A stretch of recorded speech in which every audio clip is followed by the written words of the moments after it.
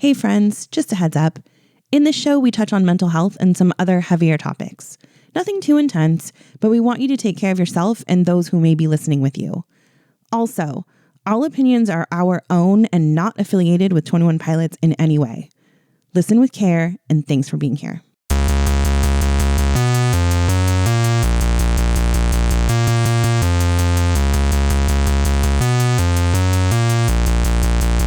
Putting on a podcast.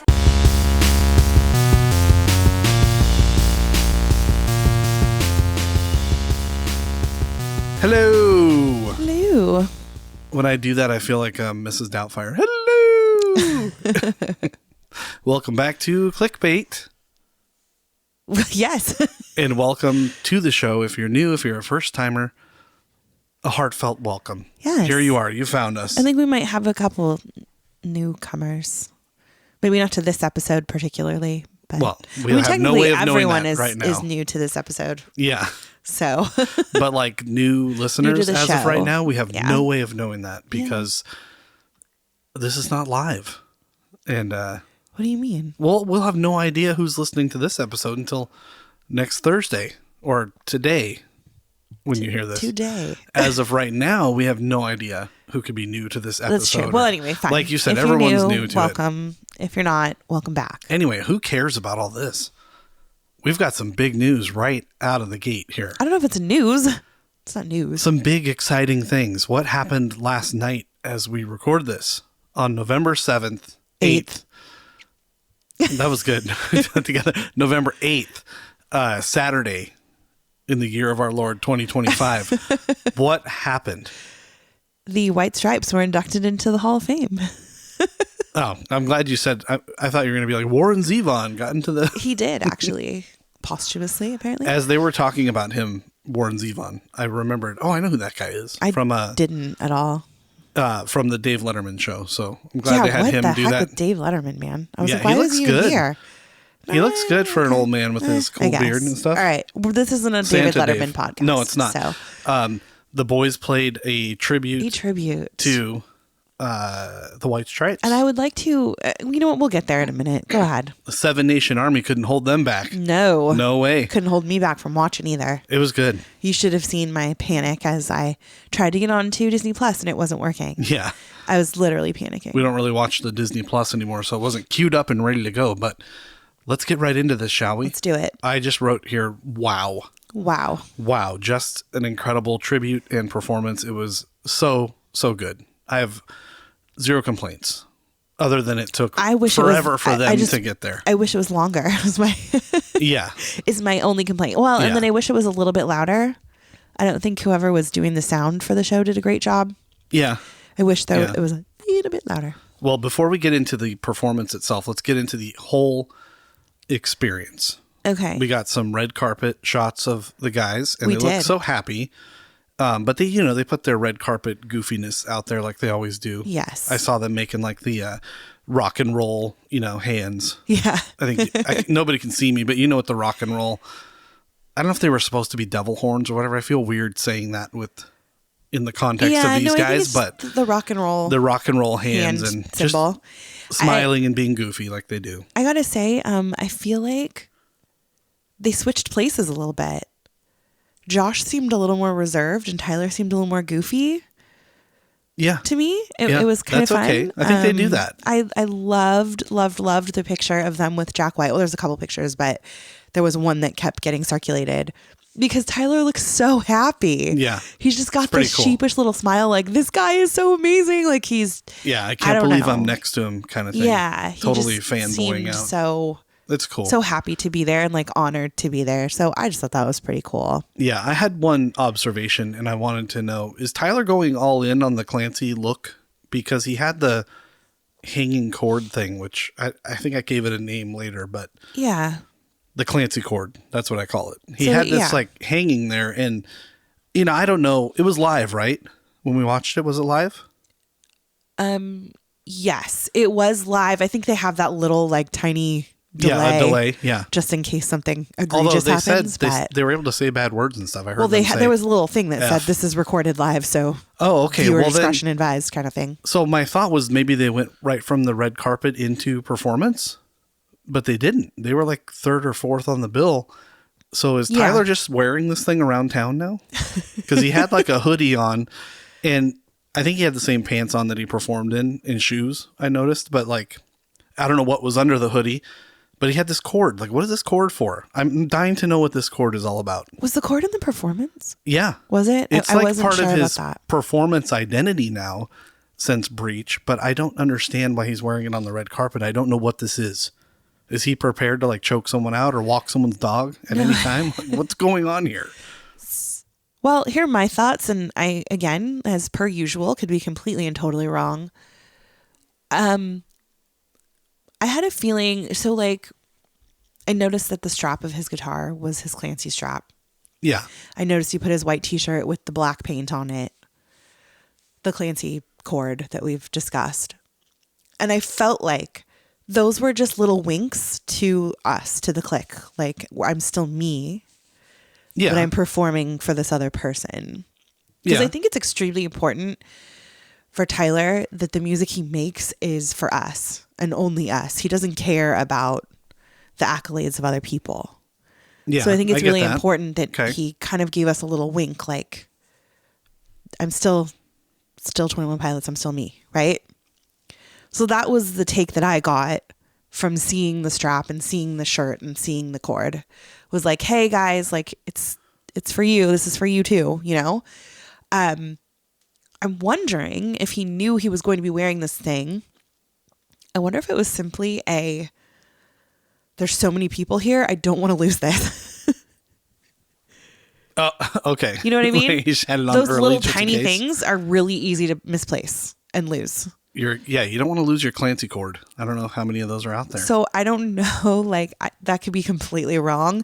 But like for me, if I had something that was important to me that I didn't like, for example, the stole. I don't know how many stoles he has, probably at least a couple, but maybe not a lot. Yeah. I wouldn't want to just leave that in the hands of anyone with so many artists and people around. Yeah. Like if it was my own show, sure, those people are just for me to, you know, and my stuff. But there's so many artists there and so many people, it would be very easy to lose stuff. You know what I mean? Yeah, you never know. I don't know. That's just my theory. I could be totally wrong. No, you never know if Cyndi Lauper's going to want to, oh, I like this cord. I'm going to take this cord, you know. I don't think that was the case. Usually the clique are the people stealing the stuff. I don't think he thinks someone's going to steal it. It's just easy to misplace something. Might get thrown out with the other cords. Yeah, or, people might not realize what this is or where did it even come from. I guarantee you 99% of the people there don't know what the heck it is. I don't know what it is. So, nobody knows what it is. Tell us what it is, Tyler. I'm going to say it again. I could be totally wrong on that. He probably, I have no idea. He could have just put it on because he thought it was cool. I don't know. Maybe it was also a nod to us like, hey, take a look at these red carpet pictures. I've got my thing on. Maybe he's telling us something. Maybe it's a drag path. Maybe. Etched in the surface. Yeah. I don't know. All right. What really bothered me was the waiting. Like when we go to a show, seriously. we have the openers, and for the most part, the opener is good. We've liked them the last couple times. Yeah. But this was like the worst openers ever. I don't give two poops. I said that last episode too. I don't care about Bad Company. I don't care about Warren Zevon. Right. Well, that's not very nice to say. I mean, like, listen, I'm sure they're great. I do love me some good Bad Company. I liked the opening one. I can't remember who they were. Bad Company. No. Just very the first one with all the people. I like that. Wonder. But I was disappointed they weren't in it. It'd be cool if Tyler or Josh was playing. But I think somewhere. it was specific for something though. I don't know. I don't remember who. We tuned in a teeny bit late, so I mean I know all the songs that they were singing. I was like singing along with them. Anyway, but I can't remember to who all they the were. Bad Company fans out there, I apologize. I do love me some Feel Like Making Love and some Bad Company songs, but I just wanted to get to them. I was excited to see them, and so the waiting and the very long speeches were just like, all right, let's get on with the show. Here, let's get going. So yeah, I just I wanted them to hurry up, but Olivia Rodrigo and Feisty. I don't know. I think it was Feist. They played. Who is that? I've never heard that person before in my life. No idea. First time I've seen Feist yesterday. They were good. I like their little rendition. They did It a was nice very job. simple, nothing outlandish or crazy, but it was good. Well, and that's perfect for that song too. I'm glad that they didn't go crazy with it. I would like to say though that was one of the songs that I predicted would be played. So thank you very much. Yeah, I learned last night that we're just too good at this. We are very good at this. I am not a huge Olivia Rodrigo fan. Not that I don't like her. I just don't really know much about her. Yeah. So I don't really know where she came from or what her thing is, but I thought she had a lovely voice. Yeah, I think she's good. she did a very nice job. Have we seen her at a Jingle Ball or two? I think she was I possibly at Jingle Ball. I know she had a show last year, maybe, or maybe the year before, because I think some of my students went to it. Yeah. So I don't know. I think it was the year before, not last year. Yeah, but I must say that we're too good at this. You predicted that song. I did. I predicted Seven Nation Army, and it all came to fruition. I said Tyler would be jamming on the bass, which he was. Yes. Which we'll get into in a minute. So I didn't. But yeah, it was good. I didn't go into the show knowing that more than one artist was covering them. I had no idea Olivia Rodrigo was covering them. Yeah, same. And then I think I was following along with people on Twitter.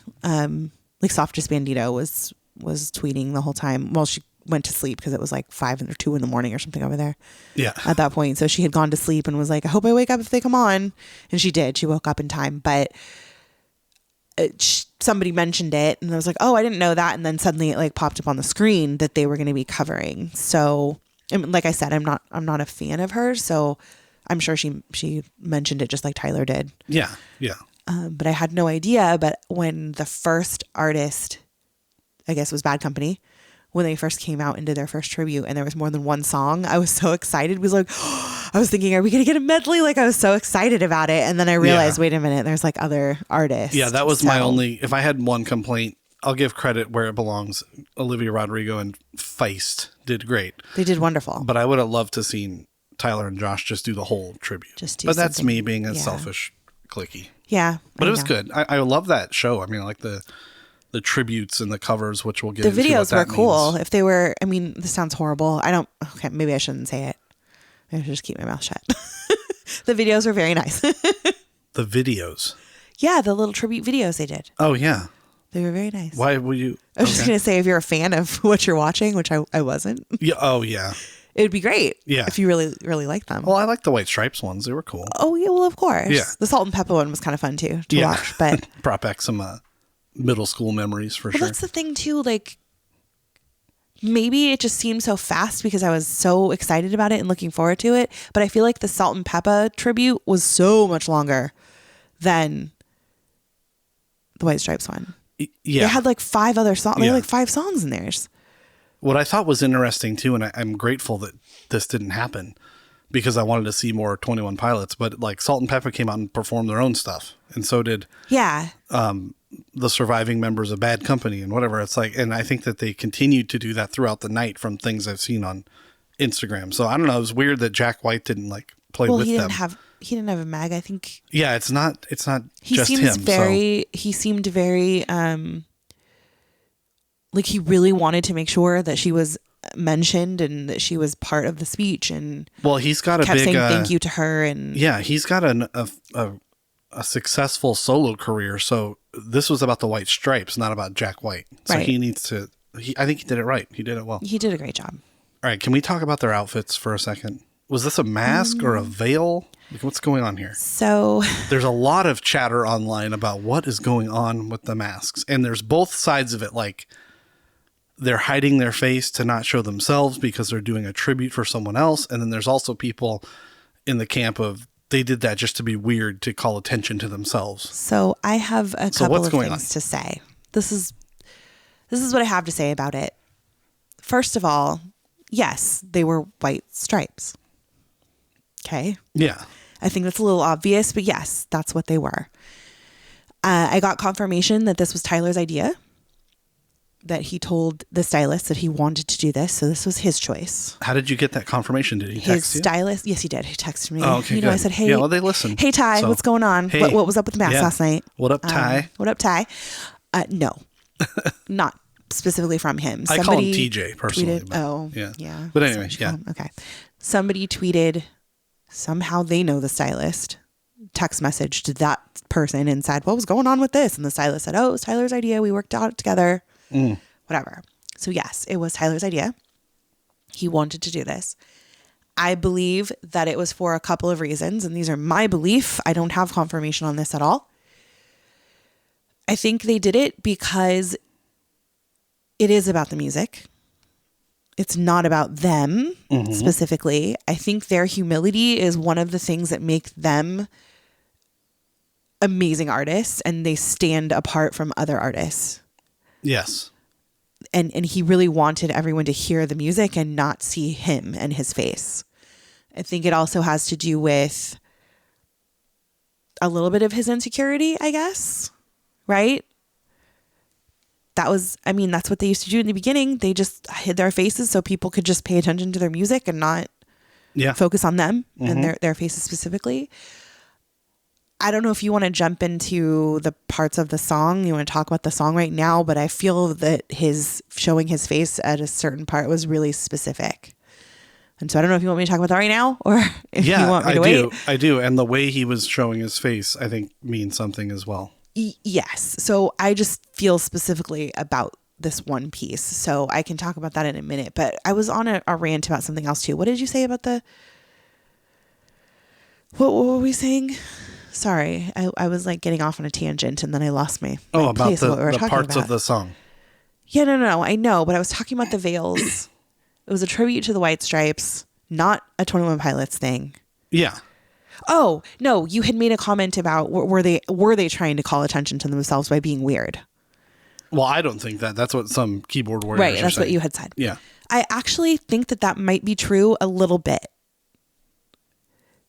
Because... Well, I have a thought about that too. Okay. You want to go? No, go ahead. Okay. Do you remember when Lady Gaga came out in the meat suit and the weird egg and all that weird jazz that she did? Yeah. Or when Sia comes out and you can't see her at all? It gets people talking. They're like, what is going on? Yeah. What is this? Yeah. What is happening? And that was something, the masks were something that they did from the very beginning. And I think it was also something that people were like, what is going on here with these things? You know what I mean? So I think it was a way of like almost introducing a new audience to their style. Yeah. Somebody said on one of the Facebook groups, which, that's where the old people hang out. But it said, so did some research. I thought the shredded masks are a symbolic veil, not white stripes. I think everyone's going toward the white stripes, but they're not necessarily stripes. They're like, I feel like if they wanted to do that, they would have worn like a striped shirt or something. I don't know. It says, well, I just mean, I think they were literal white stripes is what they chose on purpose. I found this interesting, and I think I might segue into the other thing you were going to talk about. It says they cover their faces when looking at the audience, but remove their veil when looking up only. Tyler intentionally had the camera on him at the piano and light shining on his face looking up. In Catholicism, you remove your veil when speaking to God. He then goes to Josh's drum set to kneel like he's at a pew. Jack White said, Seven Nation Army started out about two specific people I knew in Detroit. It was about gossip, the spreading of lies, and the other person's reaction to it. It came from frustration of watching my friends do this to each other. In the end, it started to become a metaphor for things I was going through. I'm not sure I understand that part, but the symbolic gesture of the veil makes sense, because that's what I saw at first, was a veil, not a mask. Because you can see through it just enough. Sure. So what do you think? You were saying that it was specific when he moved. Well, do you want me to get into the song? Yeah, Are why we not? moving on to the song? Because we were talking about the outfits. So are you ready to move on? Because I have other things to say about their outfits. Do you want me to keep going on the outfits? Yeah, go ahead. Finish your thoughts on the outfit. Okay, so the other thing people are saying is, why did we have no neck black and no hands covered? Because this isn't 21 Pilots. Yeah, there's nothing to be insecure about. It's exactly. Yeah. He's playing someone else's song, so it's not his song to be insecure about. But the blurry paint on the shirt, and that was not just like a leftover tour shirt. That was specific. It was specifically because it had no writing on it. You could see his hands on it. Like, it was literally hand paint. Like, well, and it had no writing on it. Like the shirts from the tour say Clancy or Always or whatever. Right, sure. So again, I think that was just his little nod to the Clique. Like, hey, it's still 21 Pilots, but we're playing this song. You know what I mean? So I think that was it. Like when he blacks out his neck and he blacks out his hands, he's showing that he's insecure about the things that he's showing us, the things that he made, right? He didn't make this. This wasn't his. This is Jack's. So he's not insecure about it because it's not his. Right. So I think that's why we had what we had. So I think his outfit was still very him, was still very 21 Pilots. Josh with no shirt on is very Josh. Yeah, I wrote in the notes that Josh was Josh, but with a veil. But with a veil. Yeah, so I think the outfit was still a nod to I'm still me and we're still 21 Pilots, but we're also 21 Pilots doing this thing. Yeah, Tyler was like casual Tyler, I like to call him. He had Vans on instead of boots. Yeah. He had regular pants on instead of culottes, like he's been wearing the whole tour. So it's more like a stripped down version, which I have thoughts on about that whole thing in a minute as well. Do you want to get into the song? Do we want to do the song? Are you done with the outfit? I'm done with the outfit, yeah. Okay. All right. I have some comments on where the outfit ties back into it and just the overall performance later, but go ahead. Okay, so the song. First of all, I don't say this very often. I try to be a positive person and I try to be kind and great, but I'm not my best self today. Okay. Thanks for letting us know. It was not a great day today. So I hate people. I mean, that's every day for me, but yeah. You guys. Except for our fans. I love you guys. We love you. Sorry. If you're listening, we love you. Unless you're one of these people that I'm about to talk about. The nearly 7,000 downloads, we love you. Love. And the fans I'm going to shout out, we really love you. But in general, we hate people. So this is why. This is also why I do not want them to do a halftime show ever. I would love it. I would be so happy and thrilled and excited. And of course, I would watch it if they did it. But I don't want that because the second I woke up this morning, here come all the people. Oh, am I the only one who didn't like that? Yeah. Did anyone else feel like it was really bad? I think we have the same screenshot of the same person on 21 Pilots group on Facebook. His name is Kenneth. Oh, I don't know. Oh, I didn't dear screenshot. Kenneth. Good old Kenneth. I didn't screenshot. These people like to try to do the like passive aggressive. Oh, I might be the only one. Try to be all funny. Yeah, and this guy in big letters says, okay, so genuinely, am I the only one who didn't like last night's performance? Yeah. And then gets into why he thinks it's bad. And then most of them try to say they're an expert about some sort of aspect of whatever they're going to complain about. Yeah. So, look, this is what I have to say to all of you people. A couple of things, actually. One, it's art. You don't have to like it. It's okay if you didn't like it. It's totally fine. Yeah. They did it the way they did it because that's how they wanted to do it. And that's their prerogative because they are the artist. Correct. So you don't have to like it. Honestly, I don't really care whether you did or not, to be honest. Yeah. We're going to tell you whether we liked it or not because we got a show. Exactly. So yeah, we got a we're microphone. We're going to give our opinion. There. Yeah. Because that's what people that listen want to know about, whether we liked it or not, what our thoughts were. Yeah. You don't have to tell us. And I'm sure some us people don't like our thoughts. Whether you liked it or not. It's fine. There was that. The second thing is, it is so hard to stand up in front of millions of people and do this. Do you have any idea? Like, I could never, ever. Yeah. And then have some people, like, can you imagine? I don't know. I just kept thinking all day today about Tyler, like, opening up his phone or Josh opening up their phone or whatever and looking at social media and being like, oh, man. Well, like, can you just see their deflated faces? Like, at the end of the craving, like, they're just like, oh. Yeah, but can I read what Kenneth said? I thought we didn't like Kenneth. We like Kenneth now? But can I read it? Because I want to. Is that a good idea? Okay, I guess. Go ahead. I want to, because like what you just said, like maybe they did open their phone, but Tyler's a genius. Josh is a genius. They're musically successful. They're successful in life. They've got their families, whatever. Sure. And then this guy comes along and says, let me explain as I'm looking at this entirely from a technical perspective. Yeah. I don't know about you, but I've never heard of Kenneth. I'm not going to say his last name. In the music industry. I've never heard of this guy. No, I don't know. I don't know you, Kenneth. I appreciate your technical perspective, but let me see your credentials first. Sure. This cover was not set up in a way as to work with Kenneth. Tyler's voice. It stripped away anything that's Tyler, though most of the song, which defeats the whole, through most of the song, which defeats the whole point of a cover in general. Kenneth. Kenneth. It needed to be transposed down or shifted in some way to work with his voice better versus just a direct cover, basically. Okay, can I stop you for just a minute, Kenneth? Yeah. Kenny boy. What do we got? Kenneth, come sit next to me for a minute, Kenneth, please. Yeah. Okay. First things first. Cover. Cover is my word I want to talk about here. Yes. Tyler didn't do a cover. He didn't. He did not do a cover. None of he them. did a None of the artists did. No. Correct. I beg to differ. There were some artists that I felt absolutely did a cover. I understand what you're saying. Olivia Rodrigo, I love her. She did a beautiful job. But I feel like that was a cover. She did not do anything different or special with that song. I understand what you're saying, but in the context of this show, that show, not ours. All right. They're all tributes to these people. They're not. Okay. I'm a, you know me, I'm a word person. I'm a wordsmith. Words are important. Yeah. And the word that I choose to use in this one is tribute, not cover. You can absolutely just stand up there and do a song like someone else did it. But Tyler did not do that. Secondly, Tyler is a professional. Yes. If he was playing a song and it was not in a comfortable register for him to sing, he would say, "Can we please change that chord?" No, he would change it. He doesn't need to ask That's anyone. That's what I'm saying. He would transpose it himself. Change it and fix it to be comfortable for himself. Yes. As we're going to talk about tonight, he does that on purpose. Yes. I'm going to actually talk about that in the song we're going to cover tonight. And I have a whole dissertation as to why he did it last night as well. Yes, and I do as well. So I think we should just, obviously we have seen that Kenneth does know what he's talking about. Well, just one more thing. One more paragraph. It says, based on the sound and quality of his voice, he's right at the upper vocal break within his head voice.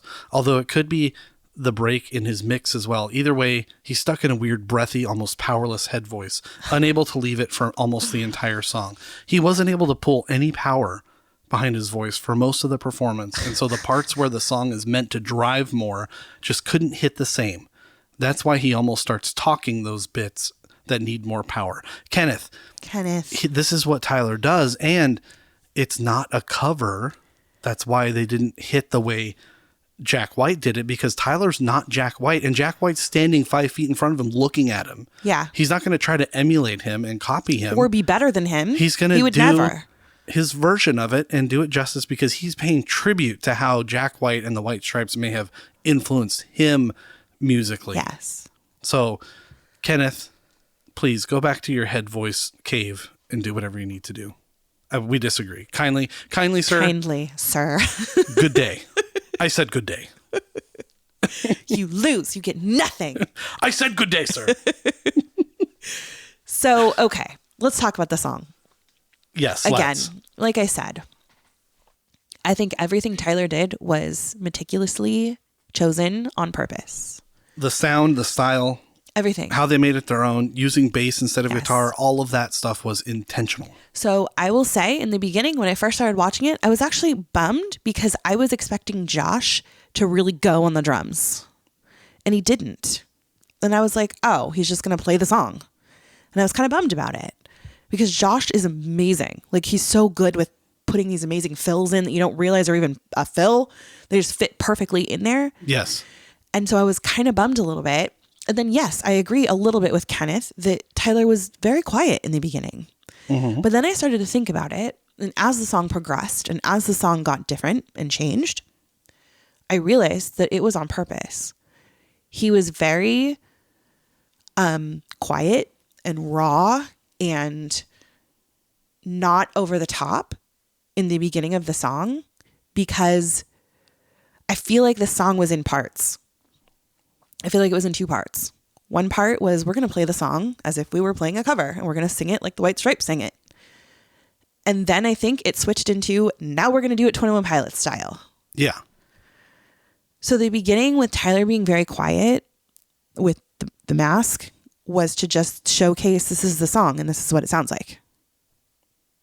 I don't think he did much different with his voice. He put it in his own where he feels correct and whatever. So Kenneth, you can, you know what you can do, Kenneth. Yes. But I think he purposely did that because he is trying to hit that really raw, scratchy sound. Because that's how Jack White did things. Jack White was very unproduced, very raw, very I don't know the right Just word. leave it at that. I Yeah. have commentary on that when you're done. Yeah. He wasn't crazy with his, voice. No. It was him. Correct. This is where the showing his face comes into play for me. I feel like Tyler sat down on that piano, which was not in the original, No.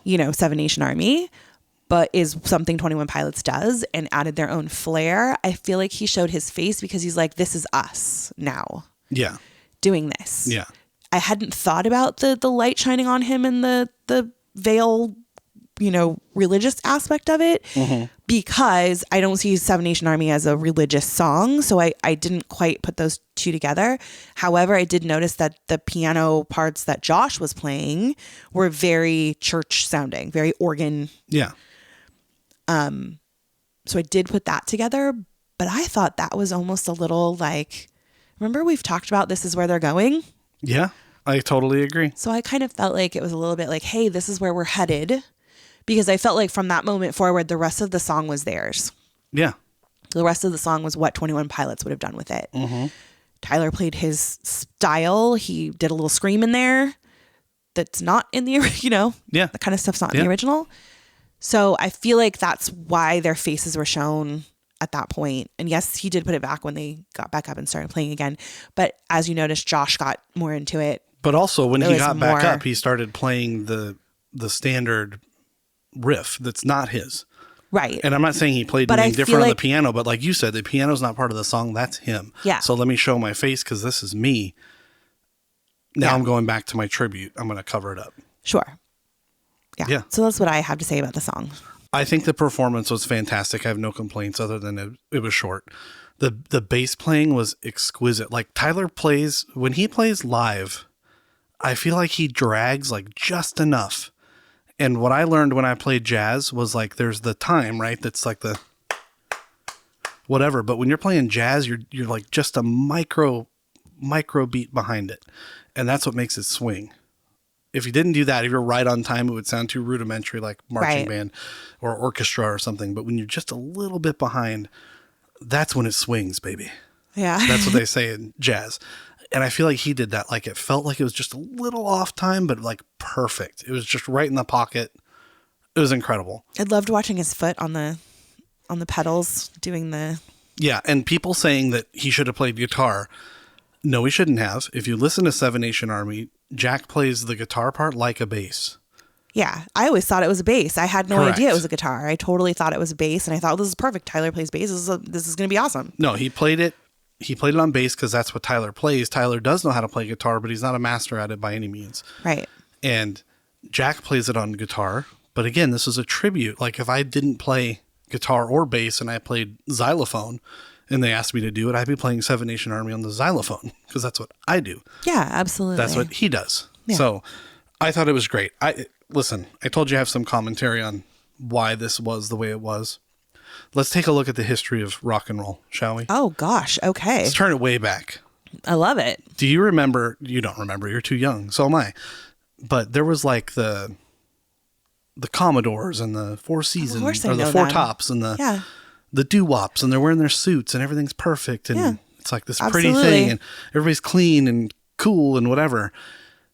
Rock came along to be different, to be raw, Yeah. to be simple, simple bar chords. Well, it came from blues, right? Which was... Yeah, I mean, almost everything came from blues from a certain sense as far as like a chord progression or whatever, but like the look of them being a little dirty and raw, and they were formed in the garage and they were loud and obnoxious.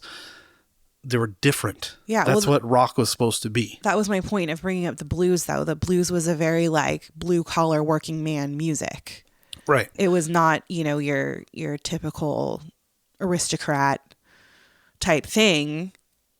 So it was, like it started like rockabilly and Yeah. all that, like kind of lower class, Right. not as put together. Yeah, it was supposed to be different. Yeah. And so I looked up the word alternative, and you guys know, if you've listened to all of our episodes, you know I love a good definition. And alternative means, here's the first one, available as another possibility. That's pretty obvious. Yeah. The second is relating to behavior that is considered unconventional and is often seen as a challenge to traditional norms. Sure. Okay. And then the third one's just one of two or more possibilities, but I'd like to focus on the second one. The behavior, the wearing the veil, the weird paint, the way Tyler dresses, the way Josh dresses, their music catalog in general. They are alternative rock for the most part. Yep. They are different, just what alternative means, on purpose. They do this is their purpose. That's why alternative exists. They didn't want to be the same as someone, and they would have been doing the White Stripes and Injustice if they went out there and played it any other way than they did. The breathy sound, the weird veils, the look, everything about it is a tribute to rock and roll, which is what the White Stripes were doing. You know what I mean? Like the Rock and Roll Hall of Fame has come to be the Music Hall of Fame. Like Salt and Pepper was right before them. That's not rock and roll. Right. So it encompasses all music, but the White Stripes were in there because of their style, very simple, raw style of rock and roll.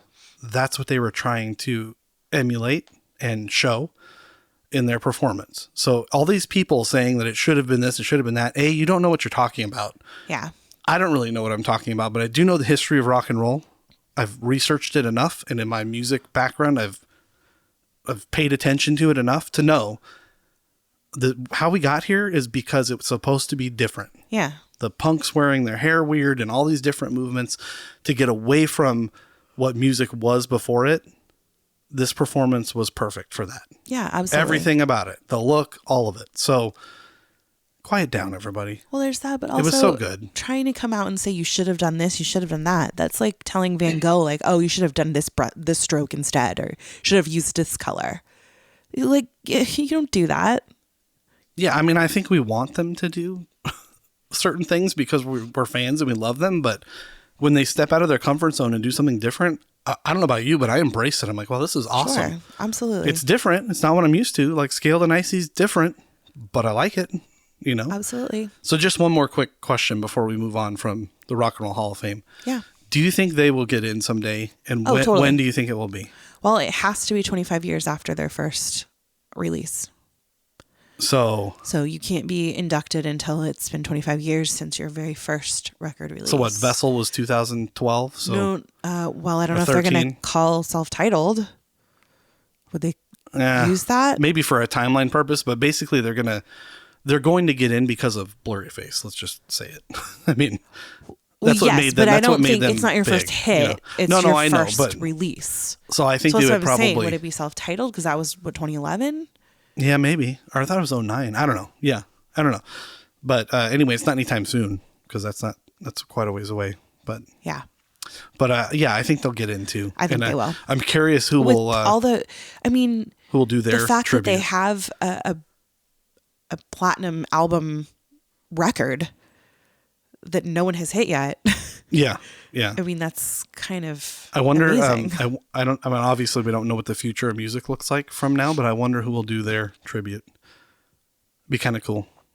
That's interesting. Yeah, we don't know who. There might be a Balu Brigada playing 21. There might be an artist that comes up in the next few years that is who they're looking for. I don't know. Well, I hope I'm around to see it because it would be well deserved, and I think based on all the other musicians that are in there have been some very. What's the word I'm looking for? Like very well-known snubs in the past, but I don't think that happens to them. I hope not. No, I think they'll get in. That would be a really good segue into the next thing we want to talk about, though, snubbing. Yeah. The Department of Corrections. Oh, no, sorry. Do that? No, yeah, sorry. I mean, I missed that part. The Grammys. Talking about snubbing.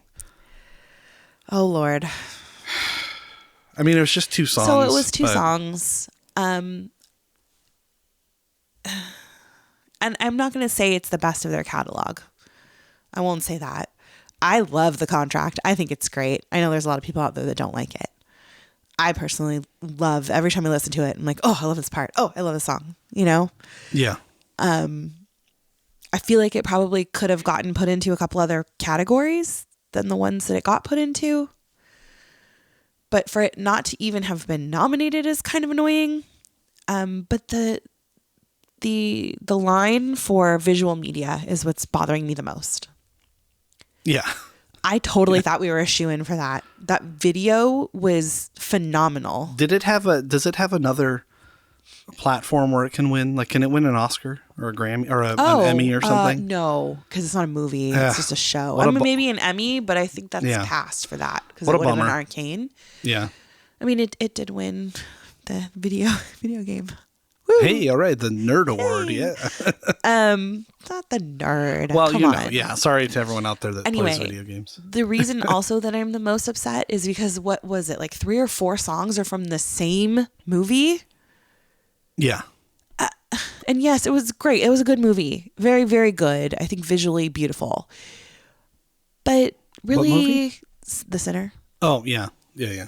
Really?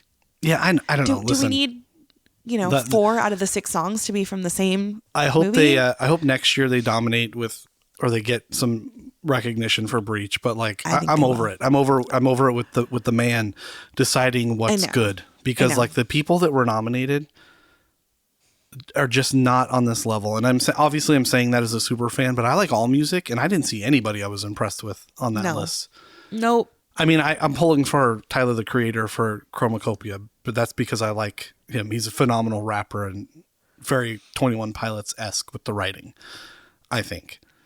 I mean, I love Lady Gaga, so I was happy that she was nominated, but I can't say that I feel like her music is better musically than 21 Pilots. Yeah, and it's just all your same stuff. It's the Chapel Roans and it's the Sabrina same Carpenters people, and whatever. All and the it's same people over and over again. I'm not hating on them, but it's just like, I don't know. I saw someone like shaming Fueled by Ramen when they didn't get nominated.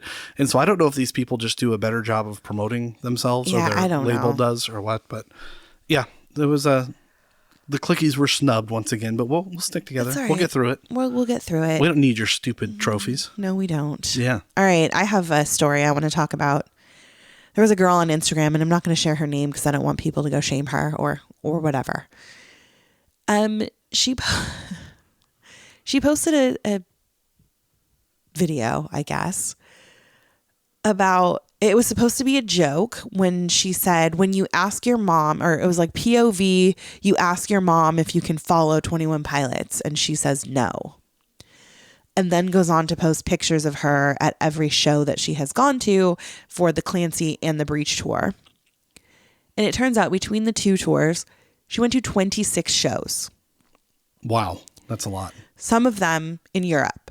I think there was only like 26 Breach shows total or something. Yes. So that's like going to almost one whole tour. Mm-hmm. Wow.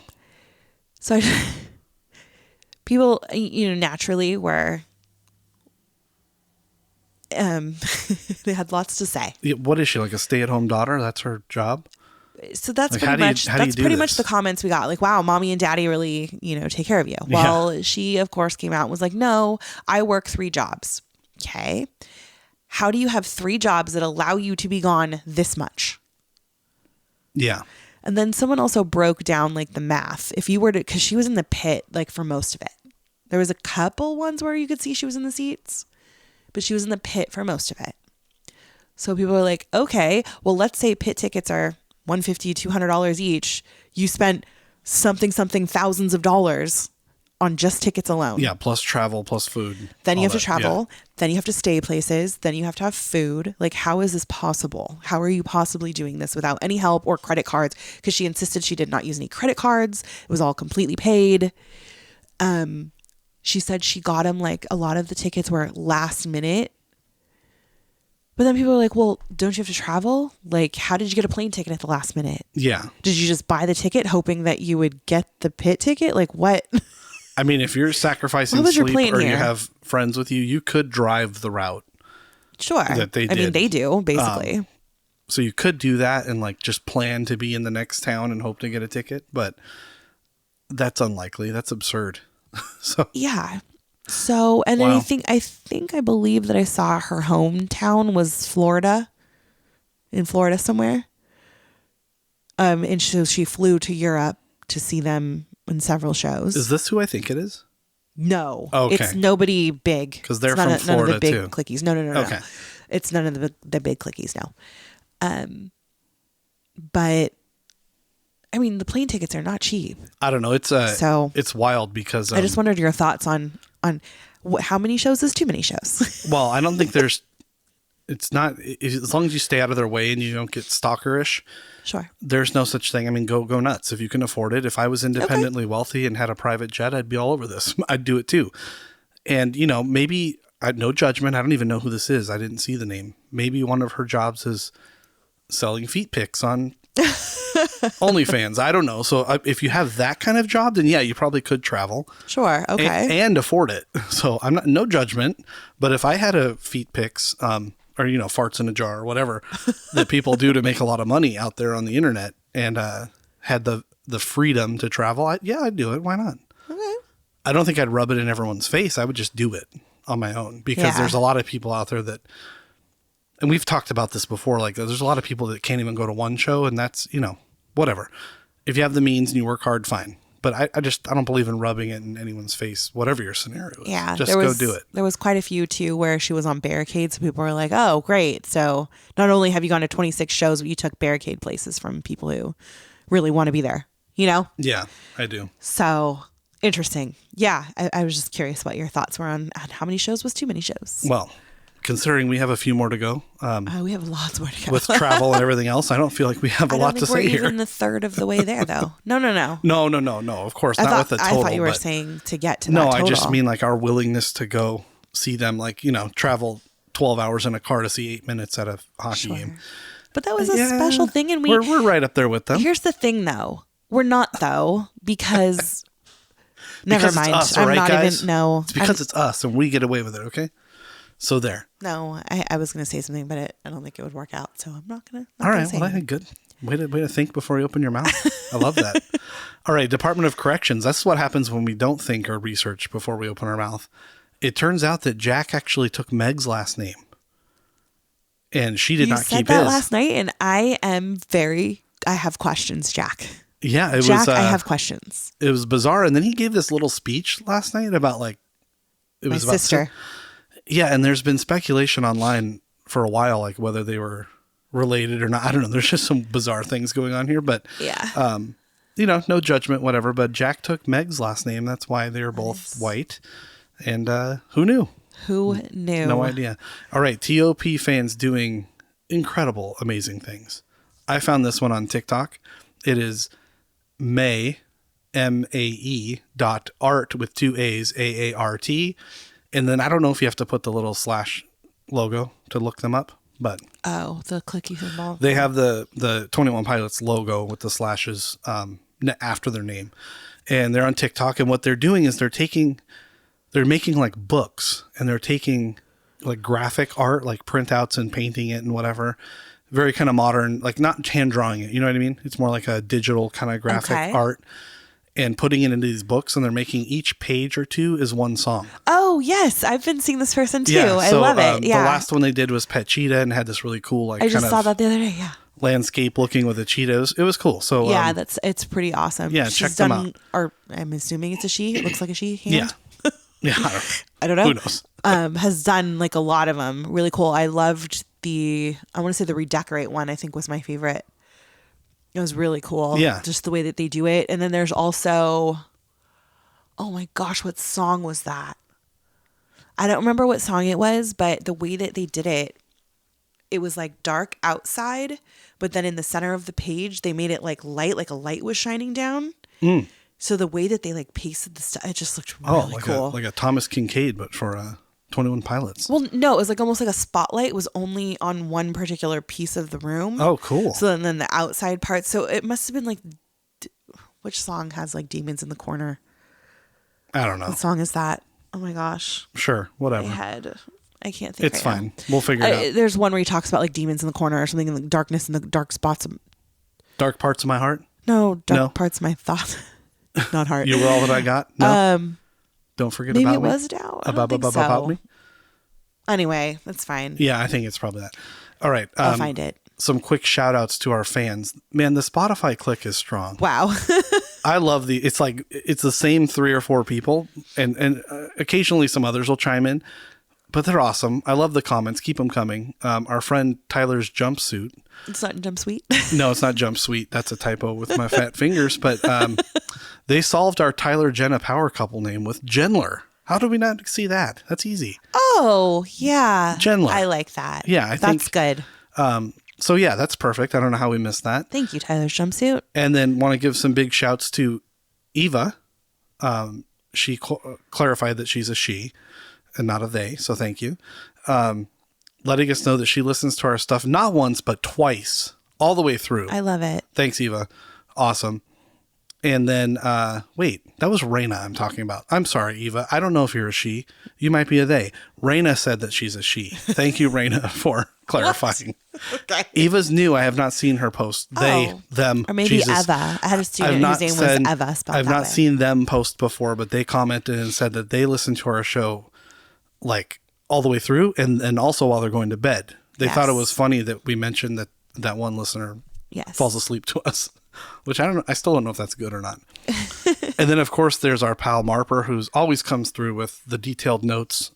That's how I find some of our Department of Corrections, because thank you. She writes notes from what we actually say, and I'm like, oh, I said that wrong or did that wrong. And so thank you for doing that. Yes. And just keep them coming. We love you guys. It's really cool to interact. It is really cool. I love it when we have the certain people that talk to me a lot on socials and stuff. Yeah. It's fun. Yeah.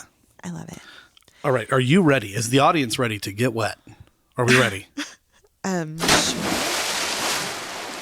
For the song Deep Dive. Song Deep Dive. Song of the week. We haven't done a song in a while, it feels like. I haven't done a song in a while. I feel like I was very rusty today getting all my notes ready. But I wanted to do Downstairs for a couple of reasons. One, I'm still like reeling from hearing it live. I still think about that daily, I think. And just the impact that it had on everybody who was there. So. Yeah, and real quick, if you're a loyal listener, you know that we covered No Mercy Gate, so it may feel like we've covered this song before, but we have not covered the song. We didn't cover the meaning of the song. The other reason that I wanted to cover it was because just recently, and actually when I say recently, I think it was probably like a couple of weeks ago, I saw someone in the Facebook clique who just was trying so hard to make fetch happen, and it wasn't happening. But he was trying to say that this song is not a religious song, that it's a Jenna song. Was he also saying that Tyler's right at the border of his head voice? And he needs to, No. So respectfully to that Facebook clique member, I have to disagree with you on this. Quite a few people did disagree with him. And it's fine. Like I will say, actually, I'll just say it now. If you're not a religious person, that's completely okay. And we've said this so many times. You might not be, but they are. So trying to make it not religious when to me, clearly is religious, or to have them come out and say that it is about their faith and to try to make it not about their faith just because you are not faithful is not the right way to be, is all I have to say. Is it okay if you make it about something else for yourself? Sure, 100%. Not saying it has to be about your faith or that you should be faithful, but we do know that the boys are. And so we need to keep that in mind when we look at these songs. Does that make sense? 100%. Like I'm thinking about Switchfoot in my head right now. And like they've come out and said, we are a Christian band, Christian rock band. But if you're on the opposite side and you're a Satanist or whatever they're called and you hear I'm on fire, maybe it's about hell and the devil to you. And you're on fire when he's near. And you're on fire when he speaks. Yeah, absolutely. So, I think the message you're trying to say is whatever you believe in, however you want to hear the song, that's the beauty of music. Do what you want to do with it. Yeah. And so that's actually what I was going to get into next, is that Tyler has done it again. And by the way, sorry. If you want to offer up your opinion as to what you think it means for you, by all means. That's not what we're saying about the Facebook member who's trying their hardest not to make it religious. Right. How about you give us some insight as to what you do think? Well, he did. And he did a nice job of explaining his thoughts. But I think that the way that he approached it was not right, because he was trying to say it's not about faith. When I think it very clearly is, and I'll tell you why in a moment. Yeah, I think what you just need to say is, this is what it means to me. Yeah. Don't say what it's not about. You should have said, this is what I'm taking from it. But they were trying very hard to, you can't to come make out it and not say, a faith song, and it I don't know. You can't come out and say this is definitively what it's not about when it's not your art. Right. So whatever. And I think a lot of people said that too. All right. So like I said, Tyler has done it again, just like songs like Trees or Holding On to You or Forest. He gets to sing about faith, but he also gets us to truly feel something. And maybe it's not a feeling about faith. Maybe like we talked about with Forest when we covered that one, maybe it's about your childhood. Maybe you're nostalgic for that feeling that you used to have of like being imaginative or having that blind faith. You know what I mean? He's just such an amazing storyteller that even though he is singing about his faith, there are so many other people that can feel something. And I feel like that's what this song is doing for so many people. Yeah. Maybe it's your trauma that you've had. Maybe it's a loved one you've lost. Maybe it is your faith. Maybe it's something else. But every person in that stadium that we were sitting in the room that was listening to it the first time, in the listening party, in your car that's listening to the song, you feel something. But that's like what any great storyteller can do. Yes. You know, it's like when we talk about this privately a lot, how the Imagine Dragons songs about where my demons hide are. But then you see Tyler Perry, take it and turn it into a religious thing. And it's like, it has this whole different meaning. It was a completely different context. And we're looking at it through religious lens because we are. But like, here's the Imagine Dragons ones, what I never thought had any thought that it would be that. And now I look at all their songs differently. Yeah. After seeing that. So Tyler Perry's known for being a great storyteller, and that's what he was able to do. Yeah. With that. So I think you're right. Tyler does the same thing. He's able to talk about what he wants to talk about, but almost hide it in a way that it can apply to any scenario. Absolutely. And that's what I think he's doing here. I think he's telling the story of his faith journey. And what got me thinking that is, it's actually, I think, very interesting. And it's not what you would think. It's what made me start thinking about it was his high voice in the beginning. And I'll get into it in a second. But to me, that just represents him singing out of his comfort zone. Just like our friend here talked about with his register. Yes, he's higher than normal, and having to stay in that register is not comfortable. You could do it. It's not hard, but it's not comfortable. It's not where you would, you can relax your diaphragm and just really sing into it. Yeah, and it makes you very vulnerable, too, to voice cracks or whatever. Sure, absolutely. Yeah. Absolutely. So you can actually hear him singing in his natural register too in the background. If you really listen, you can hear that his natural head voice back there in the background. So I think that's also a key point and interesting. So this is the beginning part of his faith. His younger self isn't sure, but he wants so badly to believe in something. But he's forcing himself at this point. That's why he's up there at that super high point. He's forcing himself to be there. Are you talking about the you? Yep. Did I do that all right? Yep. That's what I'm talking about. Jeez. That is hard to do. And so I feel like the beginning of this song is up there in that register for that purpose, that it's the beginning of his faith journey. It's when he's younger. It's his younger self. It's his, do I want to be here? Do I not want to be here? I'm trying. I'm forcing this at this point. And I just want to stop for a second to remind everybody that this was that song that was started 14 years ago. Yeah. And it lived on Josh's computer. And Tyler has actually said that he was really hesitant to finish it. But then after he reworked it and, did a few things, he felt like it had a place on Breach. So I think it's just another piece of evidence pointing to it being about a journey starting early on. Yeah. And that's what I think the beginning of the song, what we're getting was that early on piece, the piece that he wrote 14 years ago. Yeah. When his faith wasn't quite there just yet. So he says, you can have all I've made and all I've ever known. You can have both my lungs if you ask me so. So he's saying that everything he does is for the glory of the Lord. When he says you can have both my lungs, I believe like he's saying everything he says, everything he sings, the things you need your breath for. You know what I'm talking about? As God gave breath to give us life, he wants to repay him by using that to praise him. Yeah, and that's what we're told to do through the teachings, is we're supposed to speak the word of God. Right. Use our lungs to use carry that it breath forward. that you were given to praise God. Right. Okay. So he says, because I want to be the one after your own heart, and I might doubt the process like I doubted the start. So in 1 Samuel 13 through 14 and in Acts 13:22, actually, God calls David a man after his own heart. So that's where this is a biblical reference. And basically what he's saying is he was chosen to fulfill God's will. So Tyler is saying, I want to be the one that you choose to do your will for you. Okay. Yeah. Just to touch on what you said in the beginning about how you can apply this to anything, not to get too personal for everyone, but you and I use that first line there for each other in regards to like loving each other, not anything religious. So, I mean, just to re-illustrate your point, it doesn't have to be all about this. It doesn't have to be about the biblical reference to you. If you want to be after someone's own heart, that can be about love. Yeah, I feel like a relationship. I feel like this particular verse lends itself very well to a relationship or even to something that you truly love or really care about. Right. That one doesn't have to be faith filled, but I think we're going to get to a part in the song in a little while that it's very clearly biblical. Have no choice. Yeah. You have no choice but to say, yes, this is absolutely about faith. Yeah. But yeah, absolutely. Like you said, we use this to express our love to each other. Like I would basically, I'm saying I would do anything for you. You can have everything of mine because you're my person. Oh, thanks. You're welcome. Yeah, I'll take some of this and some of that. Thank you very much. Hey, you said I could have it. You could. You're right.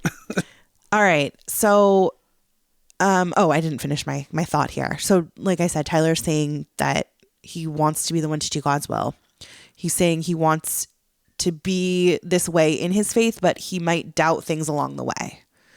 As we know, doubt is one of his fears and his insecurities. Doubt about himself, doubt about his faith, just doubt in general, right? He's best friends with his doubt. He's best friends with his doubt. Yeah. Aren't we all? Yes. All right. Ready for the controversy? Oh, yeah. This is the controversy. This is the no mercy gate time that we're going to talk about here. And I am going to tell you why it is absolutely no mercy. Yeah, I think we already did, but I would love to hear it again. But this is I think I touched on my thoughts of why it's absolutely no mercy the first time we did that. Did you? But did you go into the meaning of the song or just because we hear it as no mercy? I don't remember. I don't think we ever went into a meaning of it. I think I talked about what I thought the meaning. Like, I don't know, but I think that why he's saying no mercy then oh mercy. I think I talked about that. Yeah. So I'm not going to do it again here. Just go back and listen. Okay. Well, that's exactly what I'm going to do here is I'm going to talk about why I believe he is saying no mercy. He's not yet ready to accept that he is fully loved in Jesus Christ.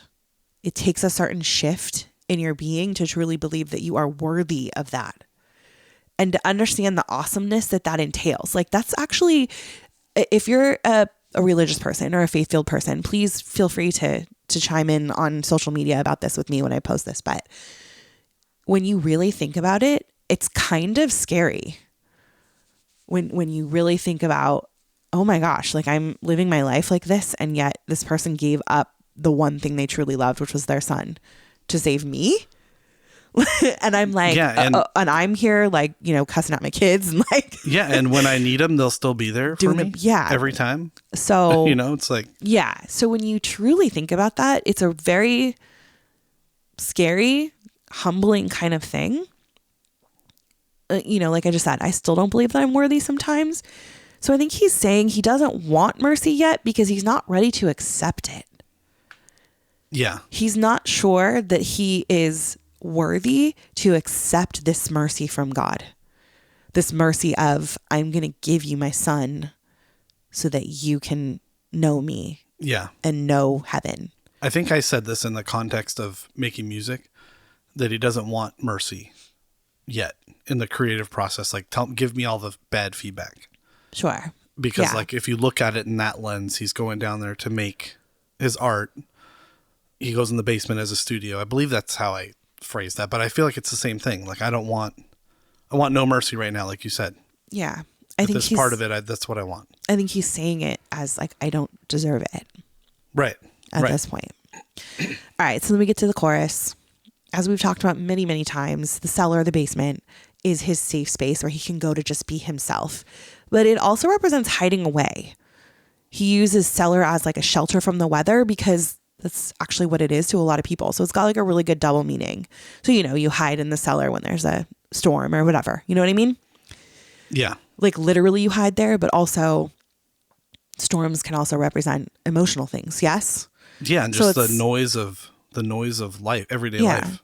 Yeah. So it's just like a double meaning there, because weather can be unpredictable, like you just said. He says he wears his heart on his sleeve. He's known for being expressive and emotional, but his faith is something he's not sure he wants to show just yet. I think he struggles with that. Like, how fully in his faith does he want to be? And it's still a source of discomfort for him. You know, it's still like he likes to hide that faith in his songs, and people who are faithful can hear it, but other people are just like oblivious and are just enjoying the music. Yeah. But he also does literally show his heart on his sleeve with his negative space cross tattoo. Yes, So absolutely. like, he does. You're right. There's that too, you know? Yeah, he does. All right. So verse 2, he's back in his normal register now. I think this just represents it's a shift in his journey. He's older now. He says, feeling like I'm nothing, he realizes that without his faith, he feels incomplete. He's ashamed that he's been hiding himself from God. So he's still not ready to accept that mercy. So I think this is why we get another no mercy here. It's still no mercy. It still hasn't built to that super loud crescendo. You know what I mean? I do. And then we get into the last verse. He says, oh, what have I become, dirty and wretched one? And this is where I don't think we can deny that this is a faith-filled song now. Because in Romans 7:24, it says, wretched man that I am, who will deliver me from this body of death? I feel like that's exactly what he's saying here. Yeah. I don't think there's any way around literally, that's what he just said. Yeah. The Apostle Paul in this particular verse is talking about an internal struggle where he wants to do good, but instead he's a slave to his own sin. And it just represents that human condition of knowing what's right, but not being able to consistently do it. And it's just something that we all struggle with. You can't be good all the time. No, the temptation of the flesh, as they say, is too great. It's too many times. Like, there's too many things fighting against this right that we're supposed to do. Yeah. And it's a constant test, like we're living our whole life, you know? Yeah. It's not easy. Yeah. So I think that's kind of what he's alluding to here. And then he says, am I unholy land? Have I forced your hand? In the Bible, God warns the Israelites against making their land unholy by, doing the bad things that the people around them are doing, and then defiling it by not following his word and following the rules that he set out for them.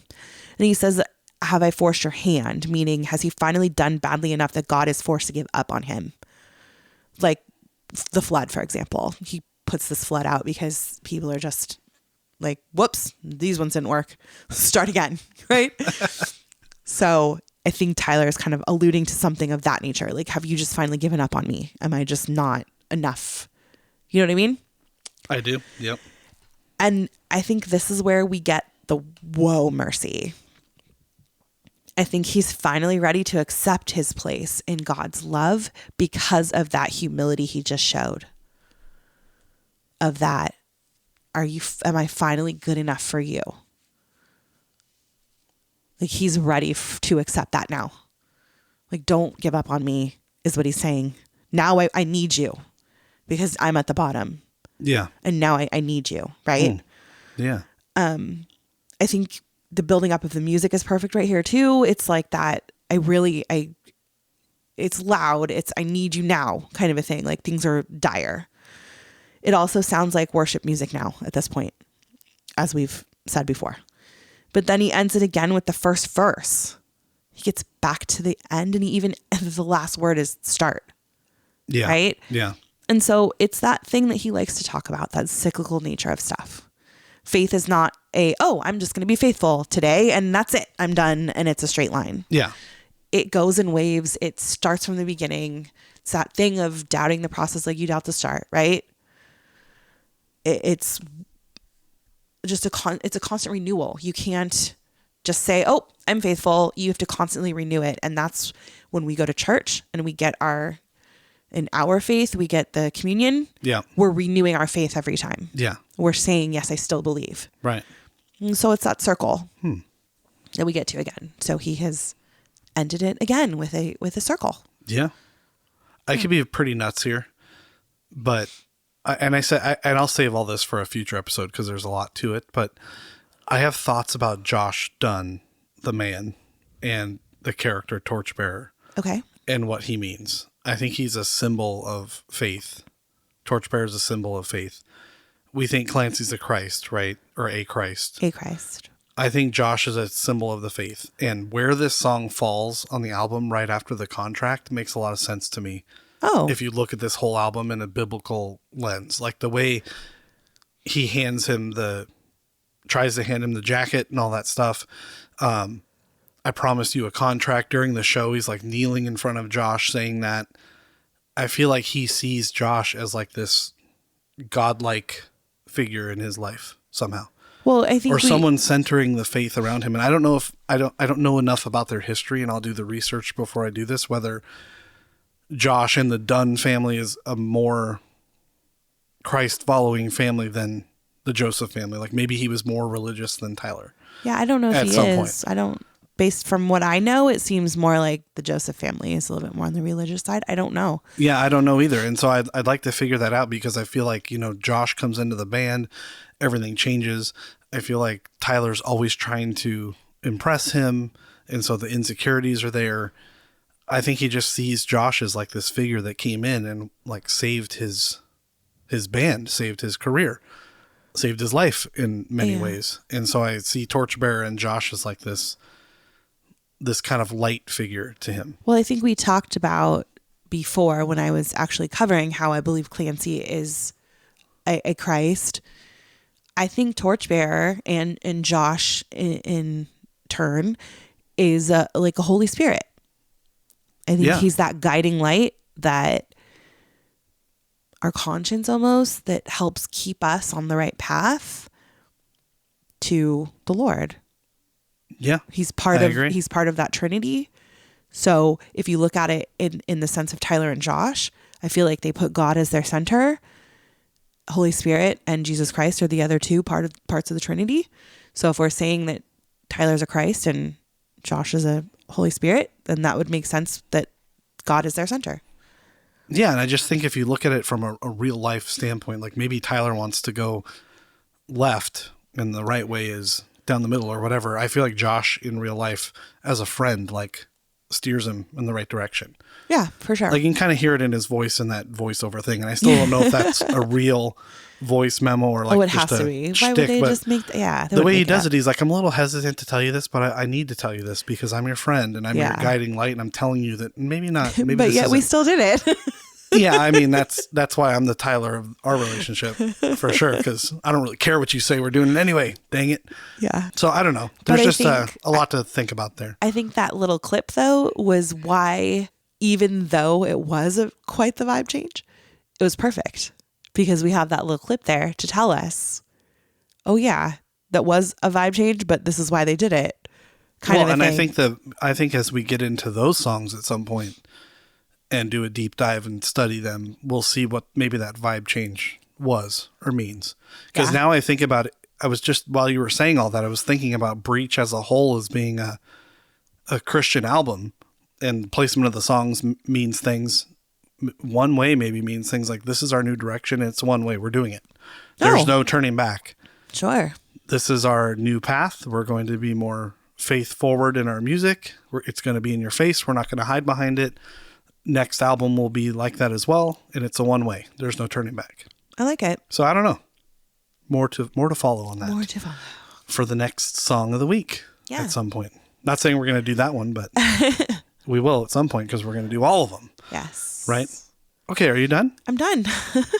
Great job. Well done. Thanks. You as well. You're really good at this. You know that? You say that every time, but thank you. Well, I think we're really good at this. Like, this is a really good show again. I know. It's great. All we do is just keep putting out amazing shows. Love like, great tooting content. our own horn. Yeah, it's not about that. It's just when you see something good, it's good. Sure. Right? Yeah. Hopefully the humility audience, that we've just talked about. Yeah, hopefully the audience realizes we're just screwing around here. We actually hate ourselves and we're very insecure, but this helps us feel good about what now we're I'm doing insecure here. and I care what people think. So to say it's really good, even if it's trash, it makes us feel better about ourselves. True. So we can go to bed on a high note. Yes. All right. Thanks for listening. Thanks for following along and doing all the things. And keep doing all the things. Yeah, keep doing all the things. And remember, the best words of advice anyone's ever given you: do not twerk to trees. Yeah. And we are Clique Bait, and so are you. Stay alive, friends. Show.